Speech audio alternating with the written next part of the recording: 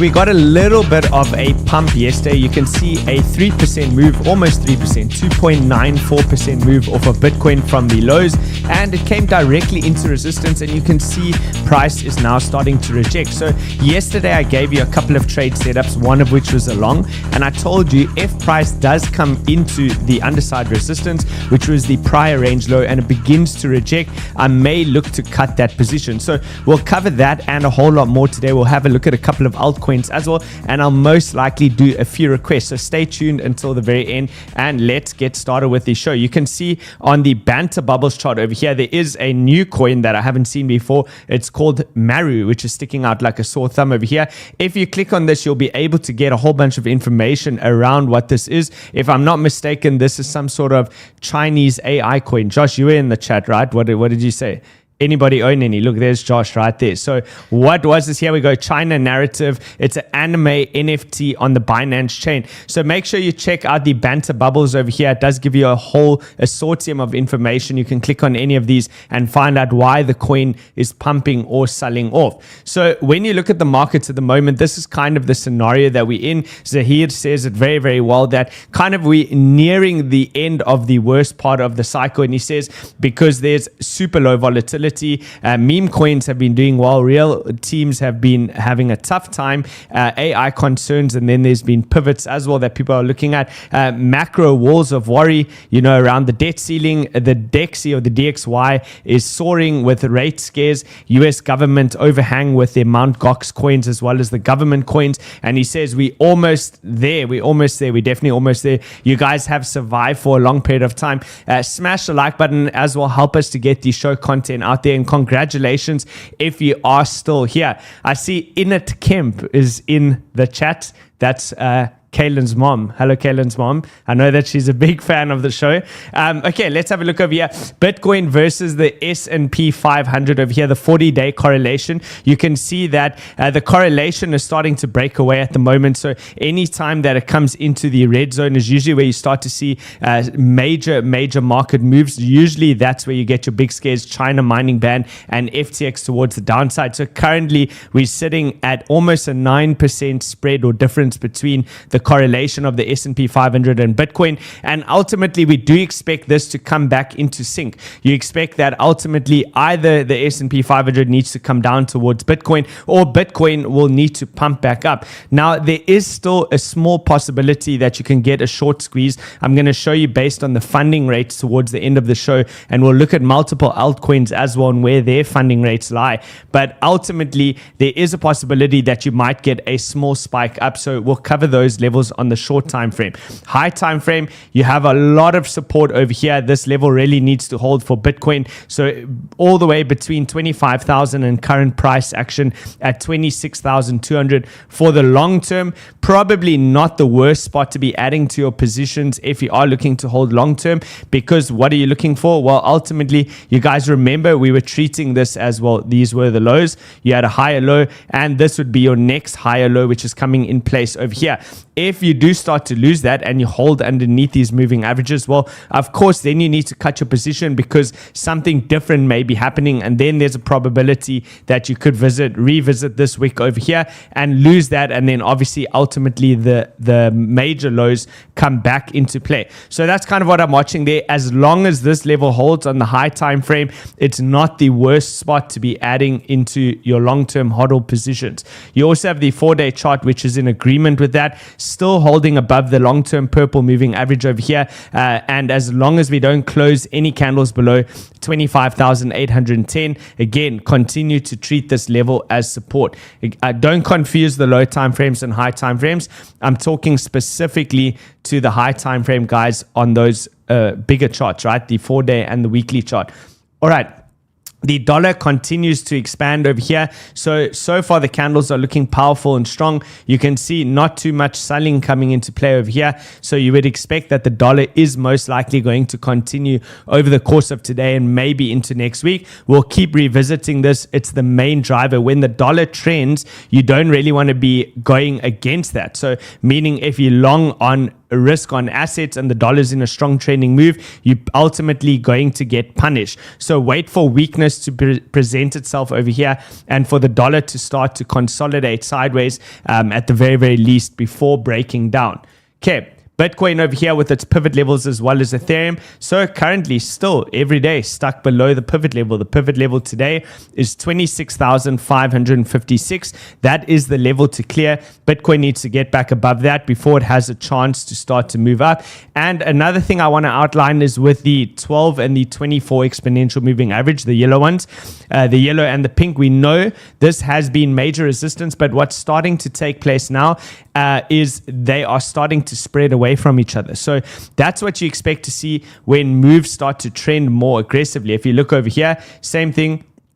It starts off with just a small cross and they start to spread, and then you get a bigger move which comes into play. So pay attention to the spreads on those moving averages as well. You know the next support is the 200 EMA coming in. Currently, the trajectory would be around $25,000. Ethereum is also stuck below its pivot level. When I last checked, let's just let that load. Okay, actually, it's just currently trying to reclaim that. It's the daily close that you need to be most focused on. So pivot level is sitting at $1,808 for Ethereum, and its 200 EMA is coming in at $1,706. So those are the levels to clear. Again, reminder around the whole Hong Kong China narrative, which is currently being at play. Here you have Wu Blockchain, which says OKX Exchange has announced today that the listed tokens for retail investors in Hong Kong are, and these are the given ones that they've taken: Bitcoin, Ethereum, Cardano, Matic, Solana, DOT, Uniswap, Chainlink, Sand, Litecoin, AVAX, AXS, Atom, XLM, and obviously USDT and USDC. So those, he says here, Hong Kong users can buy, sell, and convert 16 major virtual assets through the app, including BTC, ETH, and several others. Tokens can be purchased with the Hong Kong dollar peer-to-peer or via Apple Pay, Visa, and MasterCard through third-party providers, and that is on OKX. So there's the list. Ultimately, what can you expect? This is in effect from the 1st of June. So potentially from the 1st of June, you might start to see some buying demand come into these coins. Remember, most countries around the world have access to how many tokens? Around 7,000 tokens, if I'm not mistaken. So these guys only have a couple of options, and ultimately that means probably more buying pressure into those coins. So feel free to check out OKX if you do not yet have an account with OKX, and maybe you live in Hong Kong and you're watching this right now. There is a sign up link in the description below. That sign up link gets you access to what's called a mystery box. Once you sign up, you download the app and you can make a small deposit into there. You claim your reward in the mystery box. You click a little button, shake your mobile device, and it flickers through with some sort of a prize. I've got a couple of dollars there in the past doing that. So that is OKX for you. Next, Bitcoin.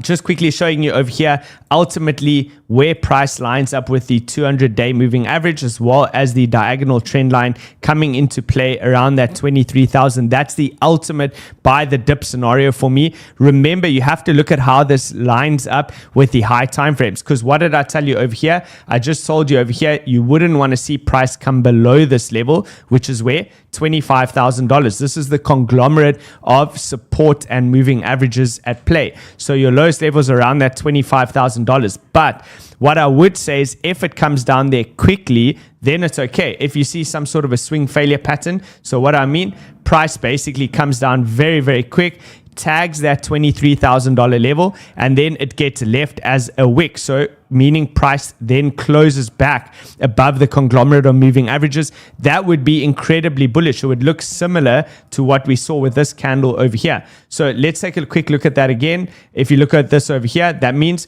quick move down into this region. If you see something like that, I would definitely be a buyer. And then you're looking for price to close back above the pink box over here, which is your support zone at 25,000. That confirms your swing failure, and that would confirm that most likely you're going to bounce aggressively out of this area and the run can continue. So bulls, hold your thumbs. I mean, I am hoping for that, but I can trade the market both ways. Currently, what is my position? I know a lot of people get confused about my position because maybe they don't watch the show every day. They watch it every third or fourth day. I bought all my Bitcoin, everything fully loaded, 100% in in the market, $19,700, which was over here. I scaled some of my positions in, I think it was around this 18, 19K level. I trimmed some of the position at the top over here coming into resistance. Why? Because this was all resistance over here, wick. And then what did I do? When you had the USDC scare, I reloaded absolutely everything directly there onto the 200-day moving average.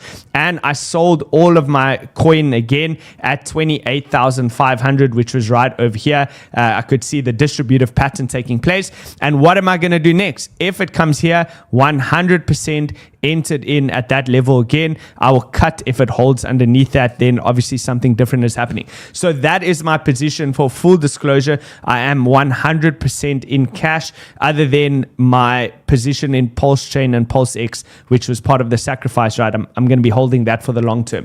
Those are my only positions. Cool. Next, let's move on. Bitcoin on the low time frame over here, 4-hour chart. Again, similar to the daily with the 12 and 24 EMA. You can see the EMAs are starting to spread apart over here, signifying that the move is starting to gain strength. What does that mean? That means that the bears currently have control. Now, you might see little squeezes towards the upside. Those are opportunities to add to your short position. If you see a short squeeze and it comes back up here, it might meet up with the 200 EMA, still a lower high in relation to that area. Add to your short position, because bears currently hold control until such time as you clear and slice through those levels. There is going to be major resistance at play, and you can see the way that price action. Let's quickly zoom out to show you the range again. So here is our range, right? This is the current range that we've been focused on. Quickly grab the highlighter. Here's the range that we've been focused on, right?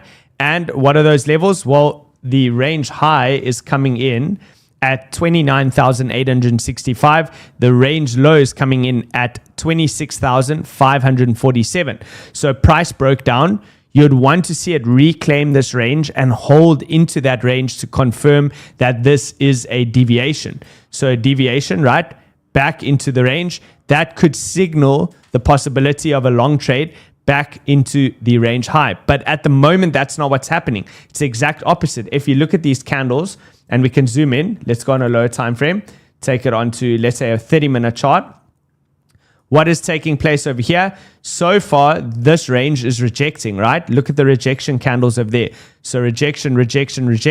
It's starting to prove. Look at that clean candle on the 30-minute chart directly into the prior range low. It's now flipping what was previous support into resistance, and therefore you have to be cautious. You have to err on the side of caution over here. Not necessarily saying you should short the market, because I do think that shorts are chasing price down, and ultimately they will get squeezed out at some point. It's kind of more no man's land territory over here, where I would just be sitting on my hands. So let's have a look at it. You can see, look at that. If you look at the cumulative liquidations on the short side, much more shorts to be liquidated than longs. Most of the traders have flipped completely short. And every time you see this prolonged period of short traders chasing price down, then ultimately they have to be forced to close their position. They'll be closing their trades into the support levels, which is around that 25K. And then ultimately you can expect a big swipe up towards the upside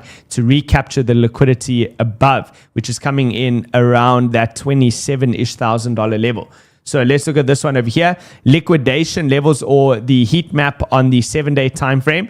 Okay, we've captured a lot of the liquidity down here, went deep into that at 25.9. You might get one more retest of that level. Otherwise, the upside liquidity is sitting at 27,850. That's kind of why I based that long trade I gave yesterday into this target zone over here. We'll go over that trade in just a moment, and then I just want to outline bottom side liquidity starting to heat up over here based on the longs that are starting to build up, is coming in around 24,300. So we've covered that chart. Here it is. This was the trade that I gave yesterday. You are still in profit. What I would do though, if you did take this trade with me, it's now time to move this into break even. And why is that? Well, of course, I just told you, you're starting to reject from the prior range low. Yesterday, I told you in this long trade, I'd wait to see the reaction into this region. If it starts to fail the range low, I'll immediately move the stop loss into break even or into profit. If you start to break down the orange trend line over there, it means what? You're going to lose the trend. I'm on the hourly chart now. That means you're starting to lose the trend, and you can expect that you're probably going to stop out and consider this a major rejection. So at the moment, this is definitely a free trade, right? So you have lows, higher low, give it a chance. Maybe it will start to break out. If it does break out, you're targeting those upside liquidity areas, which is where I just told you at 27,800. Let's quickly remind you. So this level over here, 27,850, that is your take profit zone. You can take half off probably around that 26.8 and then the rest at 27.8. Leave it to ride. Otherwise, if it stops out, free trade, right? You lost absolutely nothing. You hedged and you have the opportunity for this to plan out. Next, what else? Before we go into the altcoins, remember the trading competition is still intact. There's 5 days and 6 hours left in which you could potentially form or fall into the top three. First place prize, Tesla, $40,000. There it is, beautiful black Tesla. Second place prize is going to be the Submariner Rolex, which is this blue and gold one. Or you can take $20,000 cash. And third place prize is $10,000. There is a link which is in the description below over here. Just click on ByBit. Make sure you sign up and have a ByBit account. Deposit some money, $250 is all you need. You get up to $30,000 in sign-up bonuses, and then click the link to the trading competition below. How many do we have left? How many positions? Okay, I don't see it over here. Cool. Anyway, I think we take up to 2,000. So if it works, it works. Then you're still within the first 2,000. Next, let's have a look at the comment section over here. Let me know in the comment section which coins do you want to have a look at. I thought, well, let's have a look today at some of the high block capital areas over here to see where are the players stacked. Are they stacked on the short or the long side? So I'm going to just give the comment section a few seconds to catch up because it's about a 20-second delay. All right, let's see. Miles is tall. That's what I got from Essential. That's the first comment over here. Yes, Miles is very tall. All right, are they coming through? Do you guys have it on your side, Josh? Not yet. XRP. Okay, there. That's the first one. XRP. Let's have a look at XRP. Does this high block capital have XRP? It does look like it has it. All right, and we'll pull that up. Okay, XRP players are actually already starting to stack long, so maybe a little bit of a short squeeze that's already taking place over there. Maybe I should start with a clean chart over here and we can look at XRP. Where do I have XRP in here? I really don't want to have to redraw all these charts over here. Let's go to this one. We'll bring that next to here, XRP. XRP. Are you guys going to make me add a new XRP? Okay. XRP. Let's have a look at the chart over here for XRP. Okay, there was some old trades. Looks like we won that one. Delete that. Cool. What I would do for these, I think let's just keep it simple. Very, very simply put, if you are trading these, just have a look. Is the chart above the 200-day moving average or not? If it's above the 200-day moving average, it means that it has relative strength to the rest of the coins in the market. Since most altcoins are below their 200-day moving average, very, very simple. Put that on. If it's on, it does open up the possibility to take a trade there. So long as it holds that, then there is a long opportunity. Okay, let's see. Somebody says there, I see Phantom. Let's see if we have Phantom on here. FTM. Okay, we do have Phantom.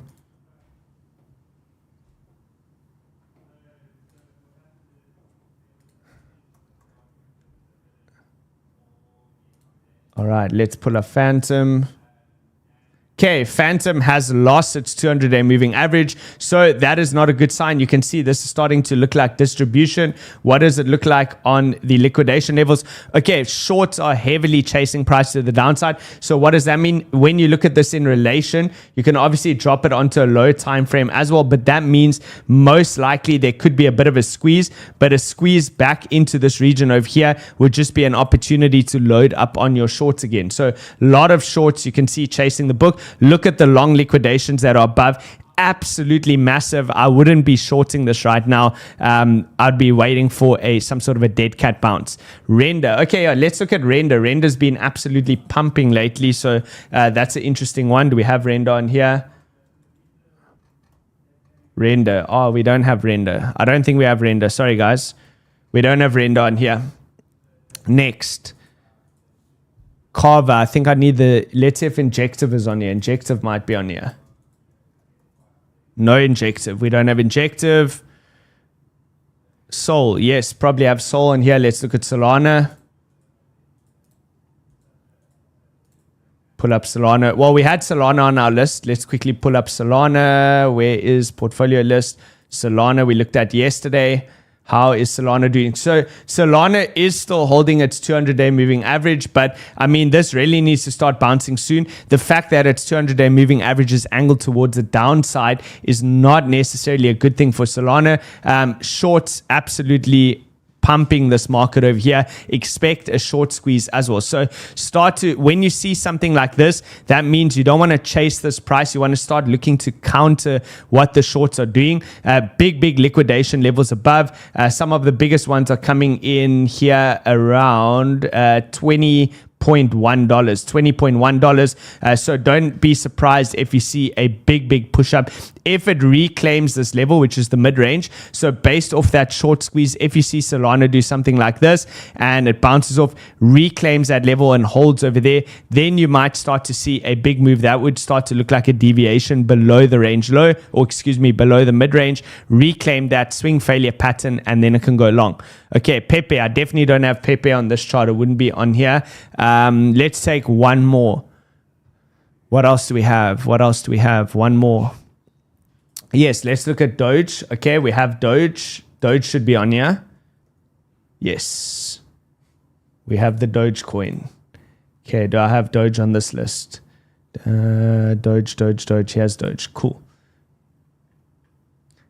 Oh, that's not looking too great. Okay, well, Doge is coming into the bottom of its range over here. It has lost the 200-day moving average. So you can see also it's quite extended from there. So if the funding is pretty negative over here, let's see, is it? It is. That means you could get a big mean reversion play on something like Dogecoin. So big spike to the upside. Look at the massive liquidation levels, the big bright blue band that's coming in over here. So that from a price point perspective is coming in at 0.0733. So let's have a look on the chart. 0.0733. Where would that be? Let's put this in. 0.0733. Okay, so somewhere around this region over here. That means you're pretty much going to be coming up. I know I'm on a low time frame, so it doesn't look great. I'll zoom in over here, show you what this move would potentially look like. So as a mean reversion play, you'd be looking at something like this on Doge. I mean, that's a 3.5% move. As a leverage trade, it's not too bad. But more importantly, you are coming directly into the range low over here. So expect that at some point, price is going to bounce out of this region. So it might squeeze in a little bit more. But when the funding rates go extremely negative like that, it's inevitable that there's going to be some sort of short squeeze. And that's just the very first target. You may go much higher than that. So pay attention. We'll put those coins onto your watch list. I think that's enough over there. I've covered just about everything. Pretty quick show. Not much has changed in the market, guys. I know it's been slow, boring, crab kind of market, slowly grinding down. Any short squeezes that do take place, be very careful, because they might just be taking profits into support levels. The bounce up will be reloaded, and then shorts are going to try and short that back down again. So that's it from me, folks. I'll see you all on the next show, which is going to be coming up on Monday. Have an absolutely stellar weekend, and that's it from me. Cheers for now.